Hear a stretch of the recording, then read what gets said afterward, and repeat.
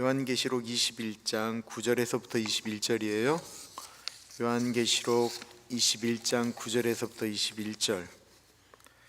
우리 하나님의 말씀 교독하겠고 21절 같이 읽겠습니다. 일곱 대접을 가지고 마지막 일곱 재앙을 담은 일곱 천사 중 하나가 나와서 내게 말하여 이르되 이리 오라. 내가 신부 곧 어린 양의 아내를 내게 보이리라 하고 성령으로 나를 데리고 크고 높은 산으로 올라가 하나님께로부터 하늘에서 내려오는 거룩한 성 예루살렘을 보이니 하나님의 영광이 있어 그 성의 빛이 지극히 귀한 보석 같고 벽옥과 수정같이 맑더라. 크고 높은 성곽이 있고 12문이 있는데 문에 12천사가 있고 그 문들 위에 이름을 썼으니 이스라엘 자손 12지파의 이름들이라. 동쪽의 세 문, 북쪽의 세 문, 남쪽의 세 문, 서쪽의 세 문이니 그 성의 성곽에는 12기초석이 있고 그 위에는 어린 양의 12사도의 12 이름이 있더라. 내게 말하는 자가 그 성과 그 문들과 성곽을 측량하려고 금 갈대자를 가졌더라. 그 성은 네모가 반듯하여 길이와 너비가 같은지라 그 갈대자로 그 성을 측량하니 12,000 스타디온이요 길이와 넓이와 높이가 같더라. 그 성곽을 측량함에 144 규빗이니 사람의 측량 곧 천사의 측량이라. 그 성곽은 벽옥으로 쌓였고 그 성은 정금인데 맑은 유리 같더라.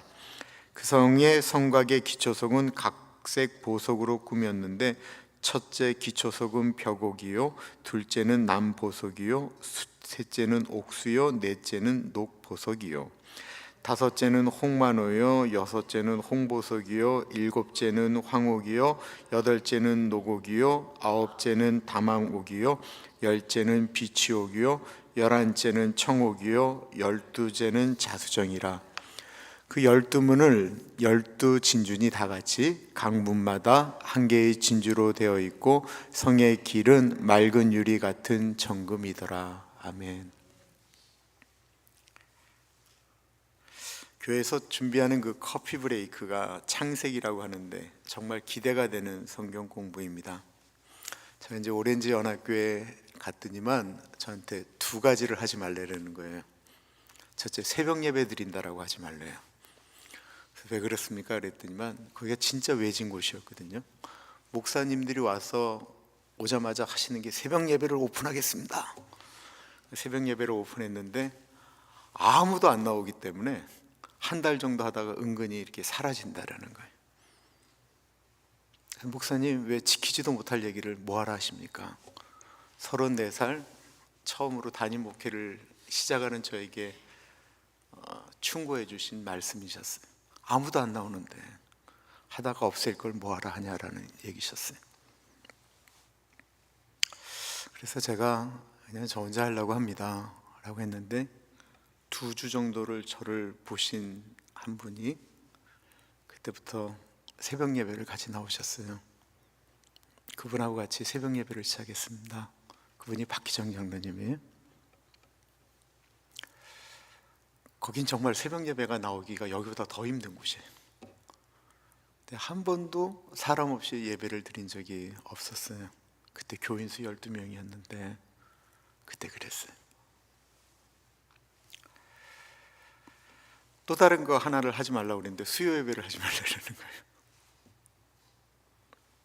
그래서 안 하겠습니다. 그리고 수요일 날 성경 공부를 했어요. 뭘 갖고 했냐면 창세기를 가지고 했어요. 창세기를 가지고 6개월을 성경 공부를 수요일마다 했어요. 그리고 6개월이 끝났을 때 그건 제가 이제 선교단체에서 훈련 받았던 대로 한 과가 끝나면 소감을 다 써서 제출해야 됐습니다. 어른들이 그걸 하시면 그걸 주보에 실었어요. 그리고 나서 6개월이 지난 다음에 이제 성경 공부 지긋지긋하니까 우리 수요 예배 드립시다. 그리고는 수요 예배가 시작되었다는 전설적인 얘기입니다. 이 창세기 1장부터 정확히 11장까지예요. 6장까지 끊기도 하고 11장까지도 끊는데 왜냐하면 11장까지 끊는 게 이제 바벨탑 사건이 있기 때문에 그래요. 그럼 창세기 1장부터 11장에는 우리가 궁금해하는 모든 이야기들이 다 들어가 있어요. 인간이 도대체 어디서 왔는가? 이 지구는 어떻게 시작이 되었는가? 죽음은 왜 왔는가? 죄는 무엇인가? 각 민족은 어떻게 만들어졌는가? 언어는 어떻게 만들어졌는가? 세상은 왜 심판되어지는가? 이 모든 것들이, 궁금해하는 것들이 다 들어가 있는 것이 이 창세기 1장부터 11장입니다. 이 창세기의 첫 시작은, 성경은요, 하나님을 존재 증명하지 않아요. 우리 인간이 이해할 수 없잖아요. 그러면 우리 어릴 때 묻잖아요. 하나님은 그러면 어떻게 존재하게 되셨는가? 이렇게 묻잖아요.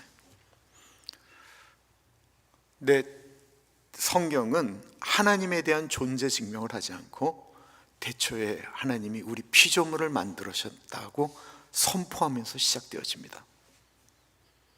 하나님이 선포하시면서 인간을 만들었다라고 하시고 이 세상이 이렇게 시작되어졌다라는 거예요. 그리고 성경 곳곳에는 이렇게 우리가 궁금해하는 것들을 이렇게 살짝 집어넣어요. 마귀는 도대체 뭐지? 사탄은 무엇일까? 지옥은 왜 만들어졌지? 천국은 뭘까? 라고 하는 이야기들이 중간중간에 우리가 궁금해하는 것들이 삽입되어져 있습니다. 요한계시록을 이야기하다 보면 아무래도 사탄에 대한 이야기를 많이 하게 되는데, 그 천사장이었던 루시퍼가 하나님께 반역을 해서 이 땅에 떨어진 이야기가 이사야에 나오죠. 그리고 그렇게 반역을 일으켰던 사람들은 그럼 지금 어디가 있느냐라고 해서 만들어진 게 무저갱과 지옥이에요. 사람들은 이렇게 가끔 이야기를 해요. 왜 사랑의 하나님이 사람들을 지옥에 보내기 위하여 그 위험한 지옥을 만드셨느냐라고 이야기를 합니다. 하나님은 지옥을 사람 때문에 만드신 게 아니에요. 마태복음 25장 41절에 보면 지옥은 죄 지은 사람들을 가두려고 만드셨던 것이 아니었다라고 이야기하고 있습니다. 같이 읽어봅니다. 시작. 또 왼편에 있는 자들에게 이르시되 저주를 받은 자들아 나를 떠나 마귀와 그 사자들을 위하여 예비된 영원한 불에 들어가라. 마귀와 그 사자들을 위해서 만들었다라고 표현하고 있습니다. 마귀들을 가두기 위해 만든 지옥이었는데 이제는 마귀의 자식들로 살았던 사람들도 그 불로 들어가게 되었다라는 말씀을 하고 있는 거예요. 태초에 하나님이 만드신 이 땅, 이 지구는 영원한 것이 아니죠. 그리고 이 세상은 끝이 있습니다. 창조하신 세계에는 끝이 있습니다. 그 끝에 일어나는 일들을 요한계시록을 통해서 봤는데, 아쉽게도 요한계시록 20장이 그 천년설에 대한 얘기거든요. 우리 많이 들어봤잖아요. 천년왕국, 전천년설, 후천년설, 무천년설. 그거 좀 다루고 싶었는데 그게 이제 지나가 버렸어요. 그리고 나서 이제 21장, 22장에는 하나님이 거하시는 우리가 갈 영원한 나라에 대한 이야기가 나옵니다. 그러니까 요한계시록 21장, 22장은 창세기 1장, 2장과 아주 비슷한 구조를 가지고 있다라고 얘기를 해요. 만들어진 것들에 대한 설명이 쭉 나오거든요. 요한계시록 21장이 보면 아주 흡사해요. 또 내가 새하늘과 새 땅을 보니 처음 하늘과 처음 땅이 없어졌고, 이 처음 하늘, 처음 땅은 이 태초에 만드신 것을 말씀하는 거예요. 그리고 바다도 다시 있지 않더라. 천국엔 바다가 없대요. 어저께 김동수 선생님이 말씀하셨는데, 이스라엘 사람들에게 있어서는 홍해를 경험했기 때문에, 홍수를 경험했기 때문에 노아의 홍수, 홍해, 이 모든 것들, 그리고 바다에 관련된 것들이 시편을 보시면 이 바다는 사람을 죽이는 것과 같은 두려운 존재. 그 옛날 배를 보시면 그 배가 바다에 나가서 뭐가 가능했겠어요? 그러니까 다 무서운 거예요. 오죽 무서웠으면 갈릴리를 바다라고 했겠어요. 갈릴리는 호수거든요. 그것도 이 미국 캐나다에 있는 호수에 뭐 될 것도 아닌 작은 호수거든요. 근데 갈릴리를 바다라고 했다라는 것입니다. 그만큼 이스라엘 사람들에게는 바다라고 하는 것은 두려운 존재예요. 새하늘과 새 땅에 대한 이 헬라어는 완전한 새 것을 만드는 것을 의미하는 거예요. 완전히 새로워지는 것, 그것에 대한 의미를 가지고 말씀하고 있습니다.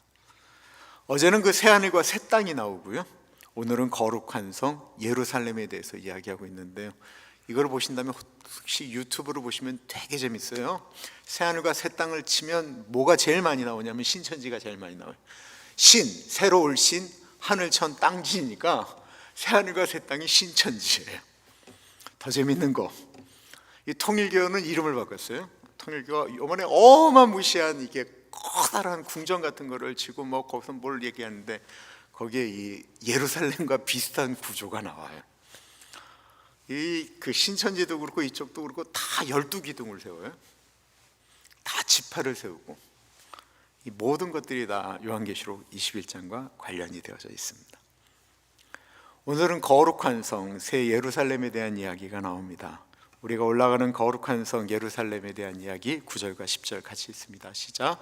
7 대접을 가지고 마지막 7 재앙을 닮은 7 천사 중 하나가 나와서 내게 말하여 이르되 이리 오라, 내가 신부 곧 어린 양의 아내를 내게 보이리라 하고 성령으로 나를 데리고 크고 높은 산으로 올라가 하나님께로부터 하늘에서 내려오는 거룩한 성 예루살렘을 보이니.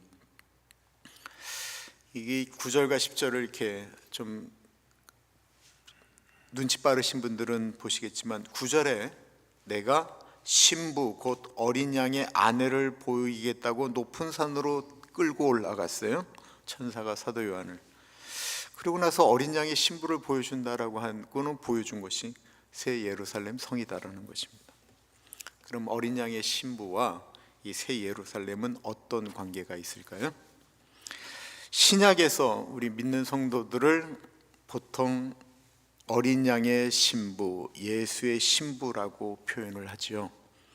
사도 바울이 고린도후서 11장에 복음을 전하는 행위를 가리켜 고린도 교인들에게, 믿지 않는 사람들에게 예수님을 소개하고 예수님을 믿게 하는 행동을 가리켜 신랑이신 예수님께 너를 신부로 중매했다라고 표현하고 있습니다. 고린도후서 11장 1절과 2절입니다. 같이 읽습니다. 원하건대 너희는 나의 좀 어리석은 것을 용납하라. 청하건대 나를 용납하라. 내가 하나님의 열심으로 너희를 위하여 열심을 내노니 내가 너희를 정결한 처녀로 한 남편인 그리스도께 드리려고 중매함이로다. 그러니까 예수님의 신부로 우리 믿는 성도들을 끊임없이 성경에서는 이야기하고 있고요, 또 한 가지 예수의 신부로 교회를 이야기합니다.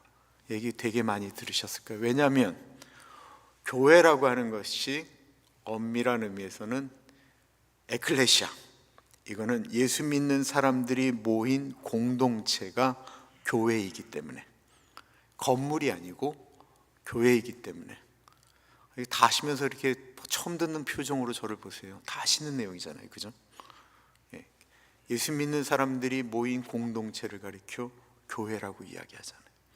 그래서 에베소 5장은 그 사도 바울이 남편과 아내, 자식과 부모에 관련된 관계를 이야기하는 건데요, 거기에 보면 남편과 아내의 관계를 이야기하면서 이것은 내가 예수님과 신부된 교회를 얘기하는 것이다 라고 표현을 합니다.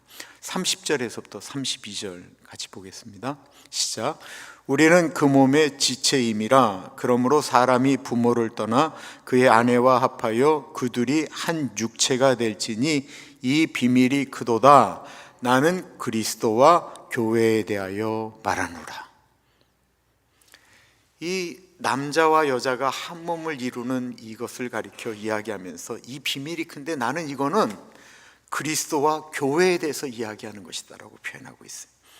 그래서 남편과 아내에 대해서 이야기할 때도 뭐라고 얘기를 해요? 이것도 다 그리스도와 교회에 대한 관계로 얘기해요.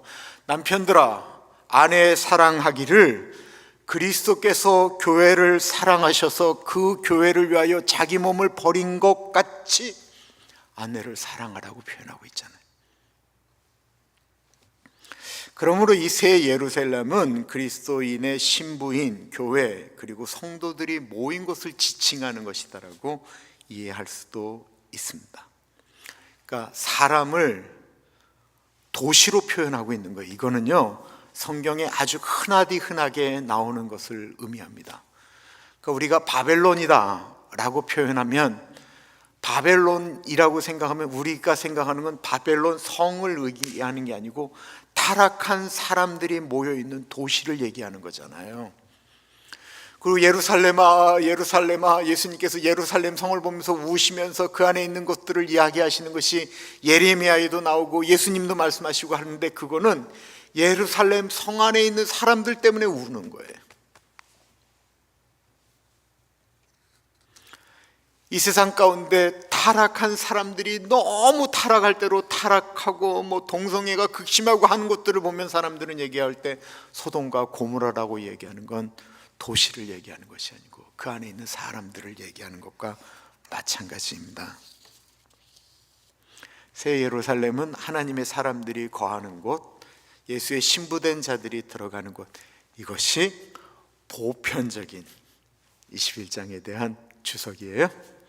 그럼 그 새 예루살렘에서는 어떤 일들이 있을까요? 11절 봅니다. 하나님의 영광이 있어 그 성의 빛이 지극히 귀한 보석 같고 벽옥과 수정같이 맑더라. 그 새 예루살렘에는 하나님의 영광, 거룩함이 가득하다라는 것입니다. 요한이 본 하나님 나라에 대한 것들, 귀한 보석, 벽옥, 수정, 다른 것들 이렇게 쭉 얘기하고 있는데, 여기 정확한 표현을 이해하셔야 되는 거예요. 보석 같고예요. 보석 같고 벽옥과 수정같이 맑더라.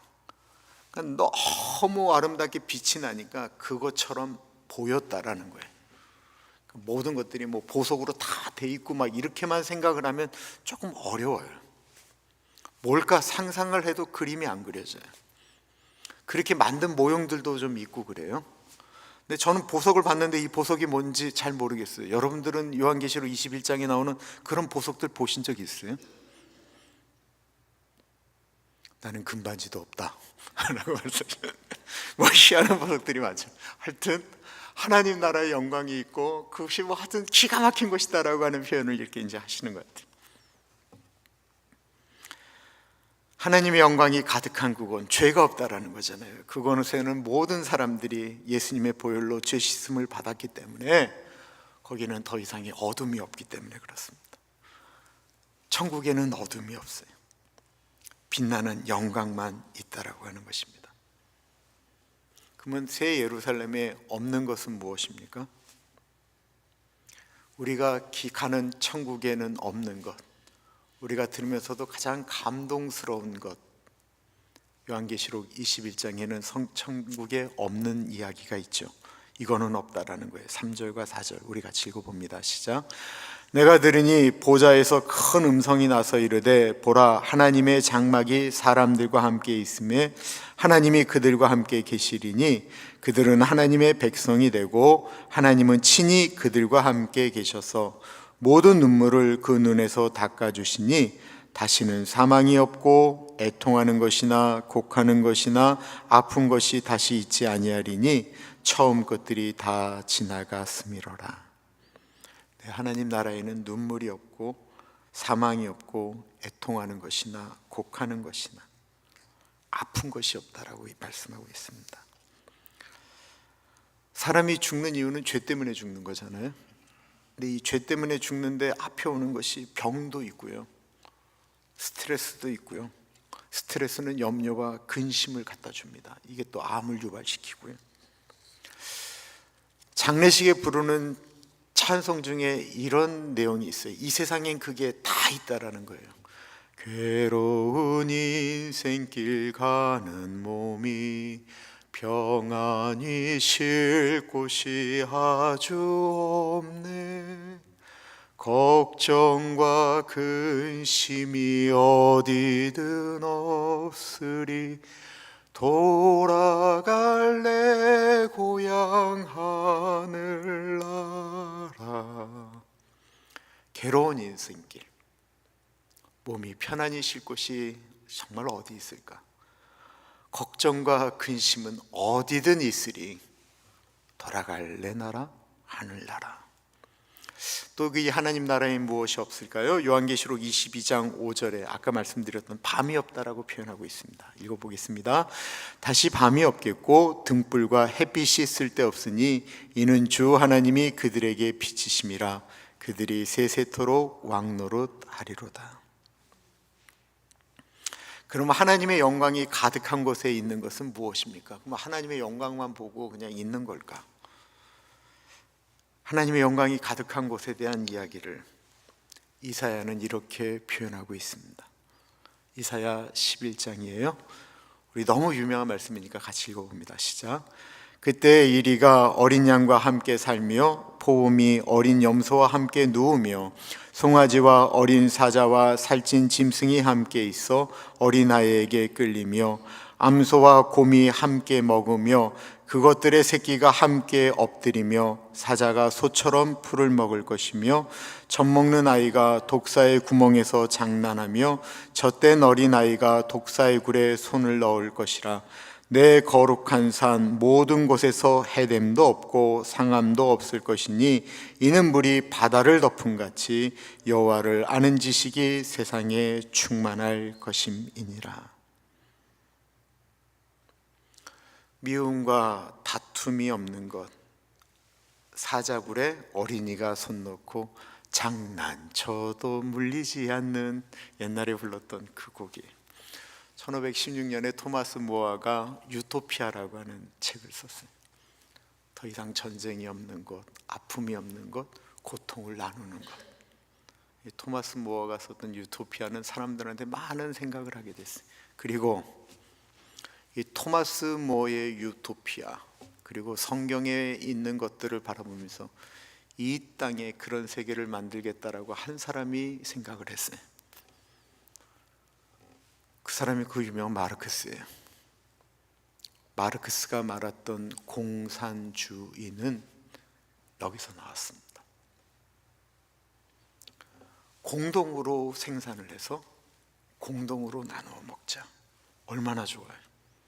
더 이상 이 땅에 가난이 없고, 병원을 세워서 돈 있는 사람은 치료받고 돈 없는 사람은 치료 못 받는 게 아니고 모든 사람들이 다 가서 치료를 받을 수 있는 그런 나라. 이게 마르크스가 얘기했던 거고, 이 마르크스의 이 얘기를 어느 나라가 받았냐면 소련이 받았어요. 러시아의 농부들이 그 얘기를 받은 거예요. 그때 일어났던 것이 이제 볼세비키 혁명이잖아요. 그런데 이게 가능할까? 이것이 가능하려면요, 우리 인간의 마음속에 죄가 없어야 돼요. 그 안 되는 거예요. 한번 생각을 해보세요. 옆에 있는 사람은 힘이 없어요. 거기다 성격이 노는 걸 좋아해요. 농땡이 치는 걸 좋아해요. 한 사람은 힘이 없고 한 사람은 농땡이 치는 걸 좋아하고 늘 삶이 대충이에요. 근데 나는 최선을 다해서 열심히 일을 해요. 열심히 한 달, 1년을 일했어요. 그리고 나서 농땡이 친 사람도 있고 몸이 약한 사람들도 다 있는데 이제 똑같이 이제 풍년이 이제 수확을 거둔 다음에 그걸 나누는데, 똑같이 나누면 열심히 일한 사람이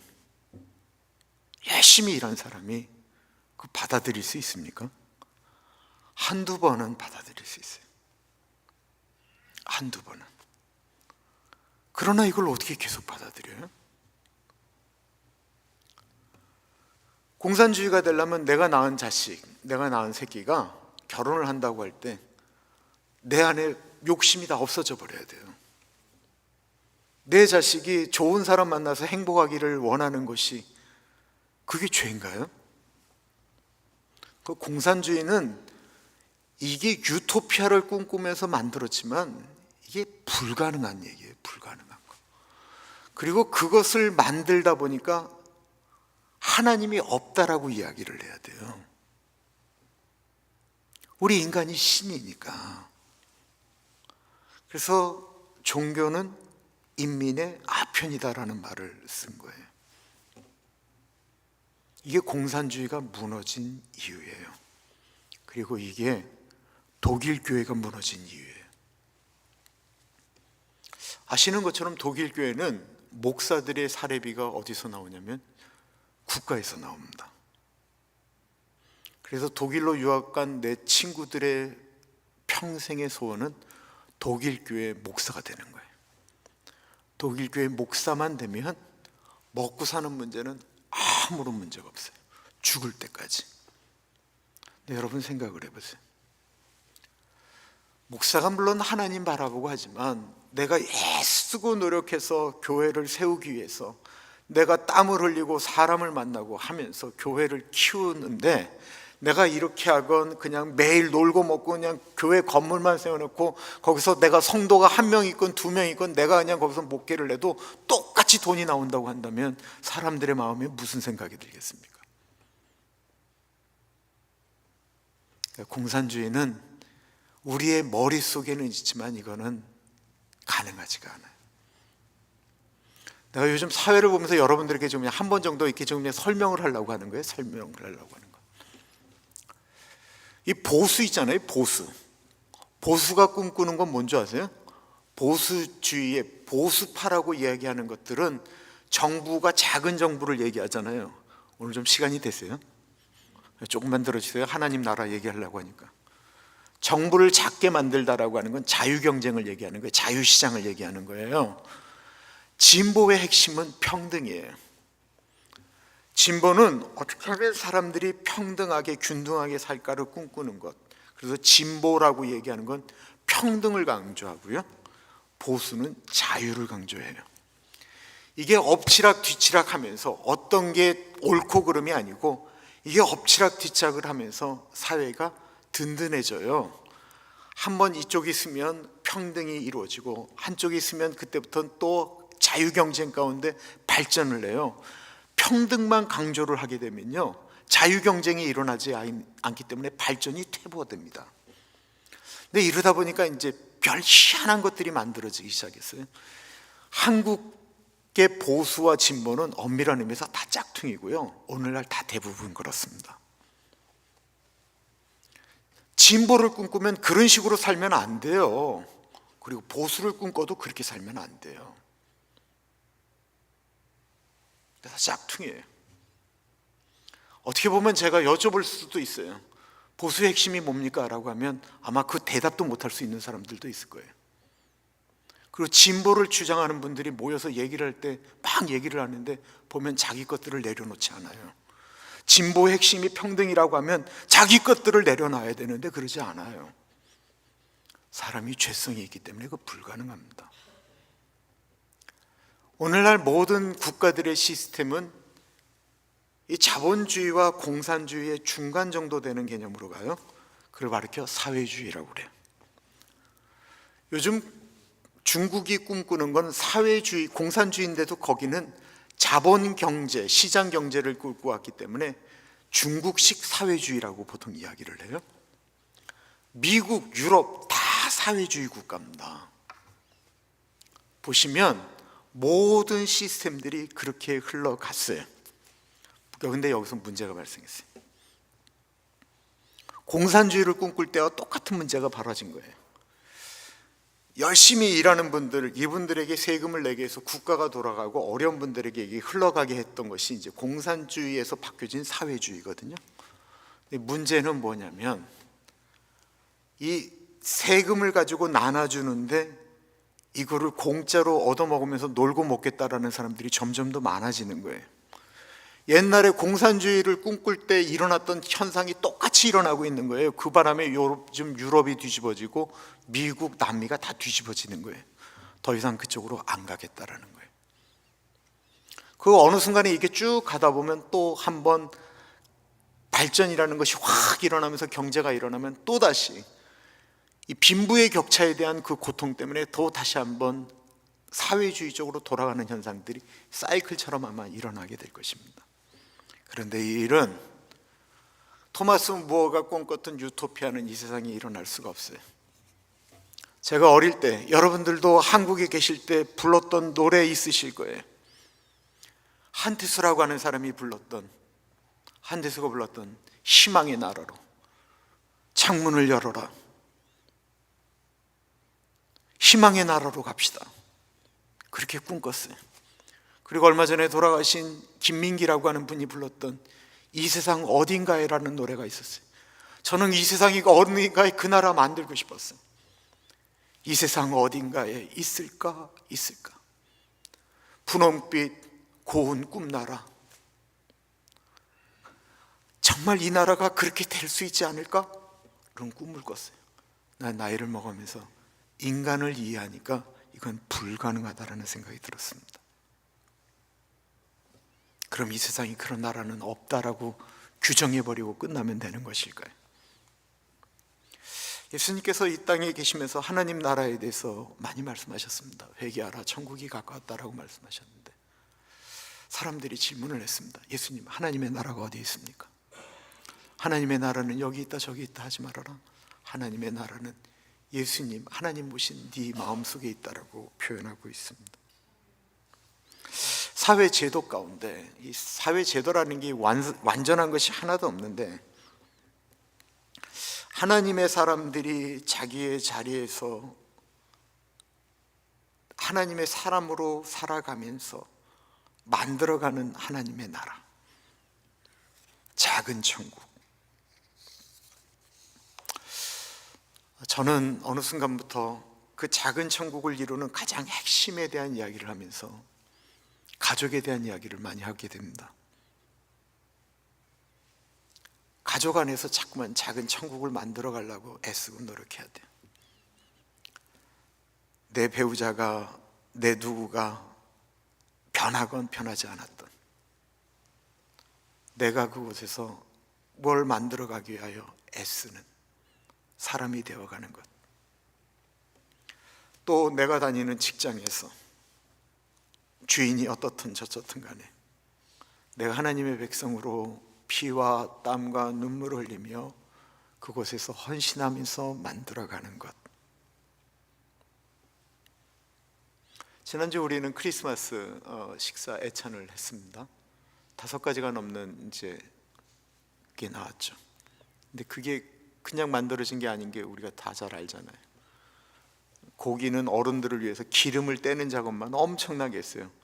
3을 갖고 왔는데 3분의 1이 기름이었어요. 그거를 다 떼어내고 수고한 분들이 아침부터 끝나고 나가서 가는 시간이 토요일 오후 4시가 넘었습니다.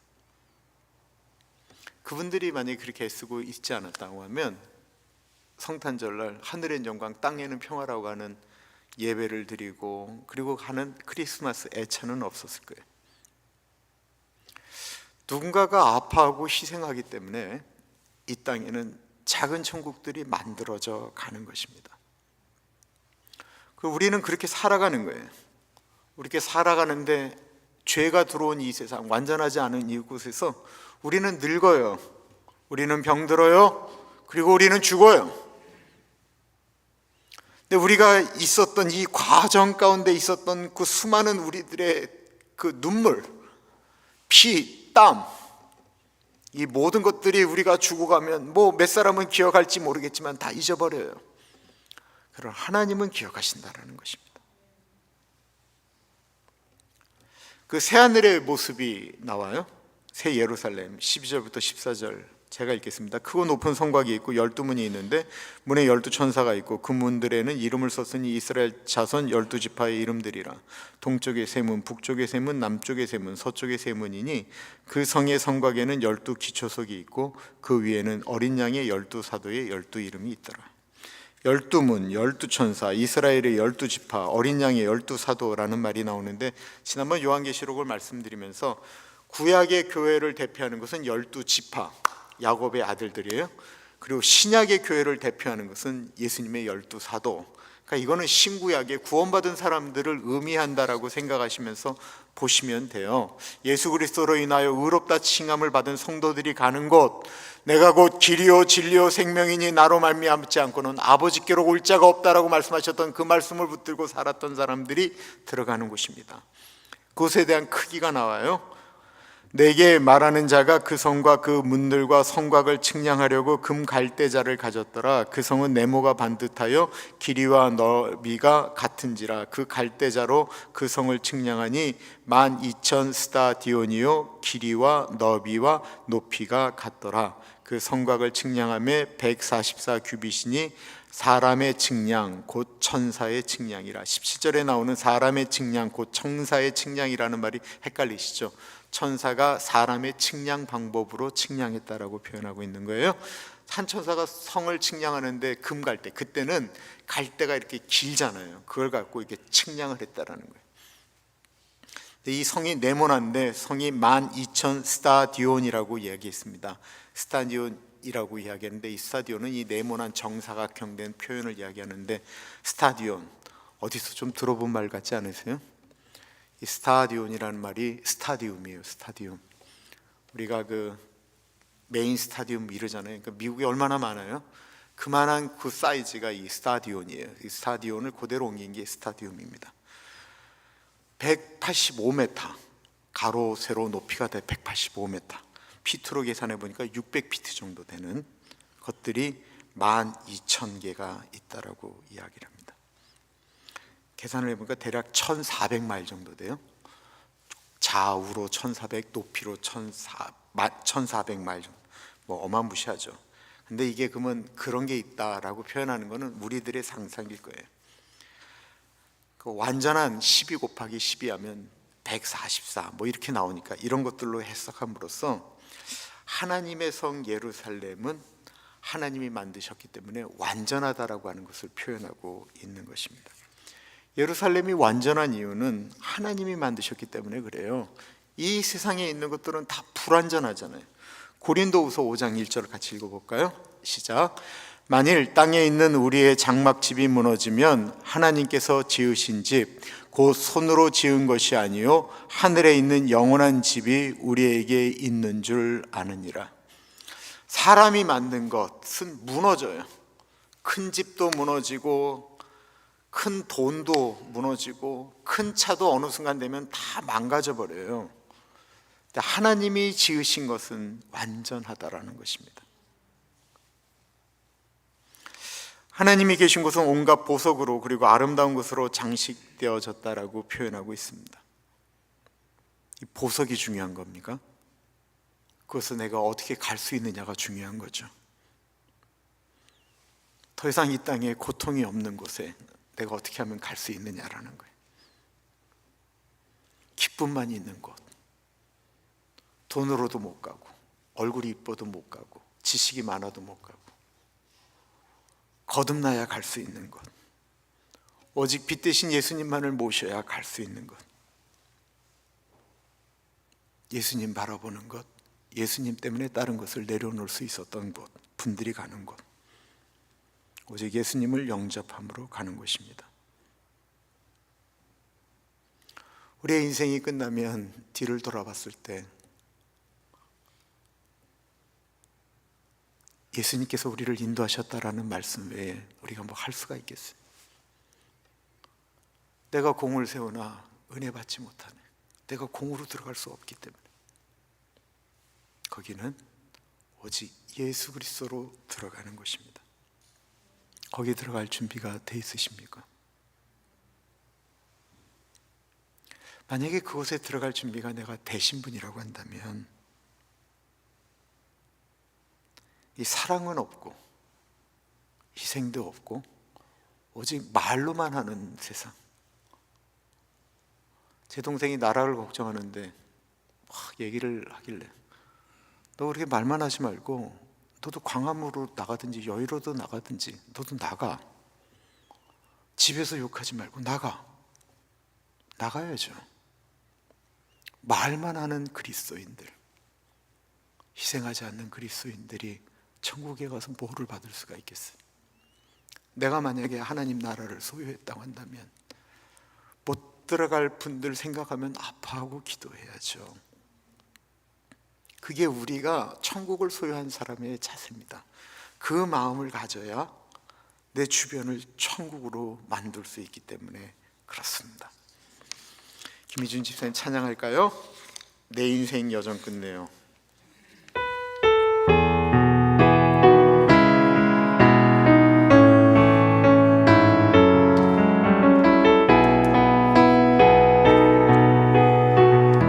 내 인생 여정 끝내요. 내 인생 여정 끝내요. 강 건너 언덕 이를 때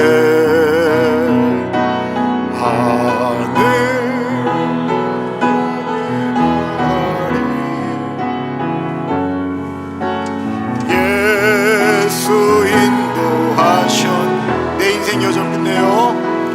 내 인생 여정 끝내요.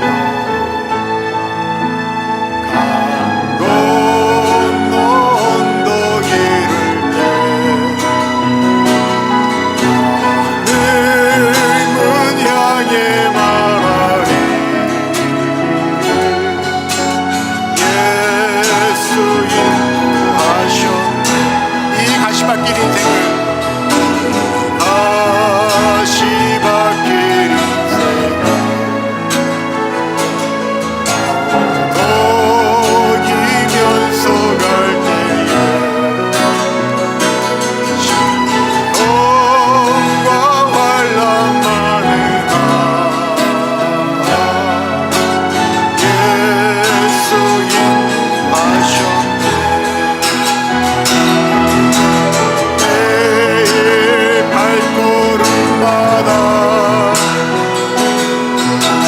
예수 인도하셨네. 나의 무거운 죄 짐을 모두 예수 인도하셨네.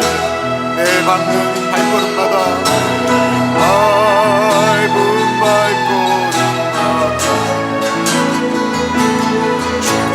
예수 보살피시사 이에게가 부르며 주를 찬송하리라. 매일 발걸음마다 예수 인도하셨네. 나의 무거운 죄 짐을 모두 다 예수 인도하셨네. 매일 발걸음마다 매일 발걸음마다 예수 인도하셨네. 나의 무거운 죄 짐을 모두 벗어내라. 예수 인도하셨네.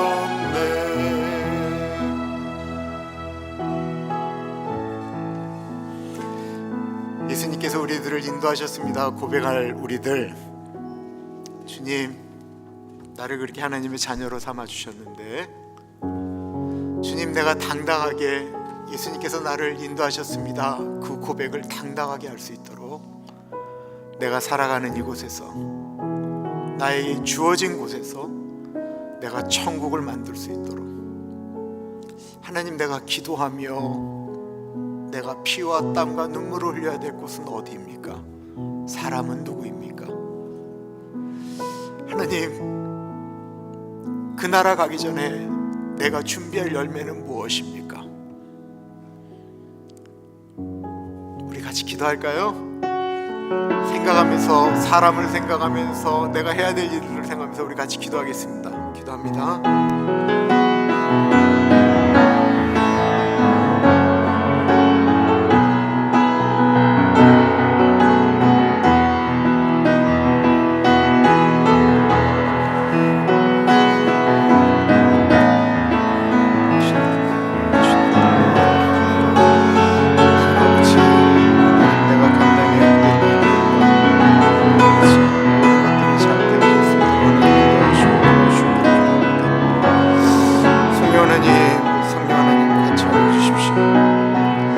하나님 아버지 같이 하여 주시고 인도하여 주시기를 기도합니다.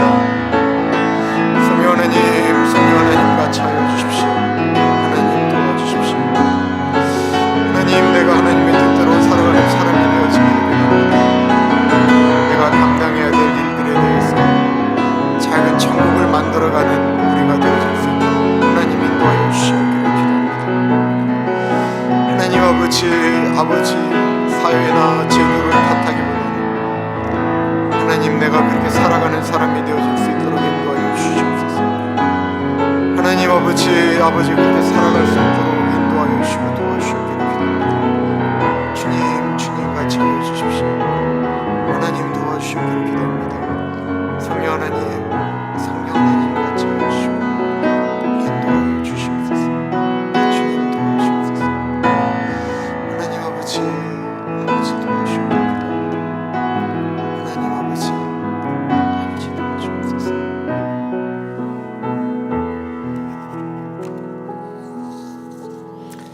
지금 교육부가 수련회 들어갔습니다. 어저께 들어갔는데요. 내일 옵니다. 사실 지금은 우리 교육부가 서로를 알아가는 시간이에요. 우리 에스더 전사님이 6년을 하셨기 때문에 에스더 전사님에게 익숙하거든요. 이제 데이비정 목사님하고 애들하고 만들어가는 그 수련회 가운데 성령 하나님께서 같이 하여 주시고 그것에서 우리 아이들이 예수님 경험하고 돌아올 수 있게 해달라고 우리 같이 기도하겠습니다. 존귀하신 하나님, 우리 유스, 우리 EM 수련회 가운데 같이 하여 주시길 기도합니다. 그 수련회를 통해서 하나님을 경험할 수 있도록 인도하여 주시기를 기도합니다. 하나님을 만날 수 있도록 하나님 같이 하여 주십시오. 하나님은 아버지 의지하며 예수 그리스도가 나의 구세주이신 것을 고백하며 나아가는 일들이 일어나기를 원합니다. 죄의 문제가 풀어지게 하여 주시옵소서. 하나님, 우리 데이비정 목사님께 같이 하여 주셔서 목사님이 말씀을 전하시고 하나님 아버지 아이들과 움직여지는 그 시간을 통해서 하나님 아버지 아름다운 코이노니아가 일어나기를 간절히 기도합니다. 그곳에 아버지 주의 성령이 임하기를 기도합니다. 성령 하나님 만져 주시옵소서. 하나님 같이 하여 주시기를 기도합니다.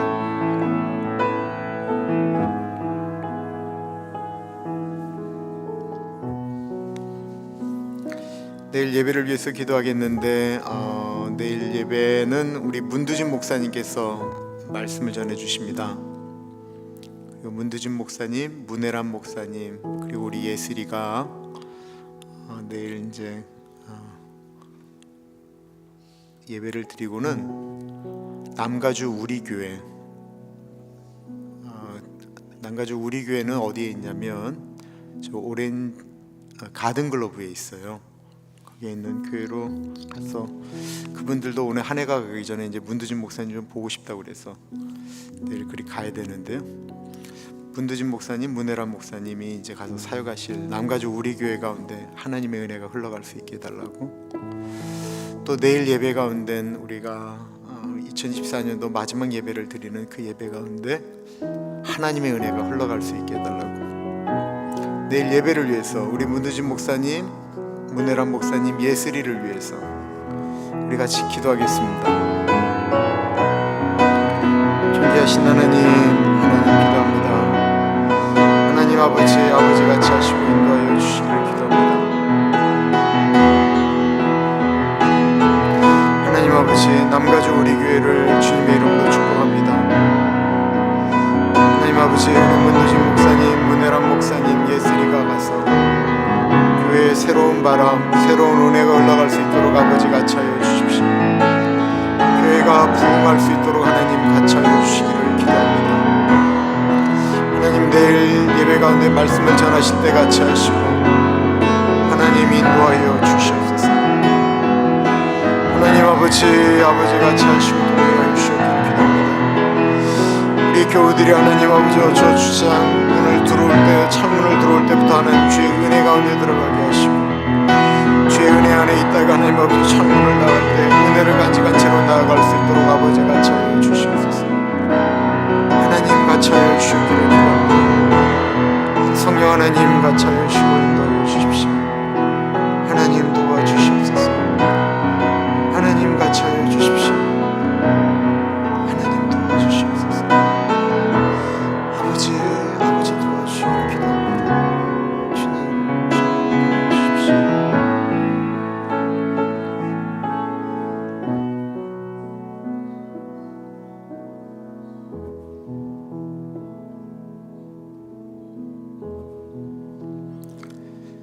존귀하신 하나님,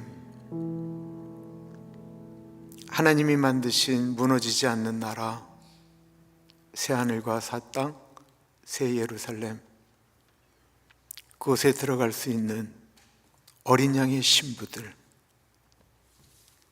하나님 그 한 사람 한 사람이 우리이기를 기도드리고 우리들의 자녀들이기를 기도드리고 우리들의 손주들이기를 기도드립니다. 하나님, 많은 분들이 하나님 언제쯤 되면 돌아오겠습니까? 기도하고 있습니다. 주님, 우리들의 자녀들 주변에 좋은 믿음의 사람들을 붙여주시고 저 사람이 믿는 예수님이라면 내가 옛날을 기억하면서 다시 교회로 나아가 볼까? 그들이 그렇게 생각할 수 있도록 하나님 우리들의 자녀들에게 만남의 축복을 허락하여 주십시오. 하나님 아버지, 우리가 이 땅에 살아가면서 작은 천국을 만들어가며 또한 영원한 나라를 사모하는 마음을 우리에게 허락하여 주십시오. 우리가 주님 앞에 섰을 때 예수님이 나를 여기까지 인도하셨습니다 고백할 수 있도록 늘 믿음 붙들고 살아가는 우리 모두가 되어질 수 있도록 하나님 같이 하여 주시기를 기도드립니다. 지금은 우리 주 예수 그리스도의 은혜와 우리를 너무나도 사랑하셔서 하나밖에 없는 아들을 넉넉하게 보내주신 하나님 아버지 그 크신 사랑하심과 성령 하나님의 감화 감동 역사 충만 교통하심이 영원한 나라, 하나님 나라, 그 나라를 꿈꾸며 이 땅에서 주어진 삶에 대해서 열심과 최선을 다하겠습니다 고집 다짐하는 사랑하는 주의 백성들 머리 위에 지금으로부터 영원토록 함께 하시길 간절히 축원하옵나이다. 아멘.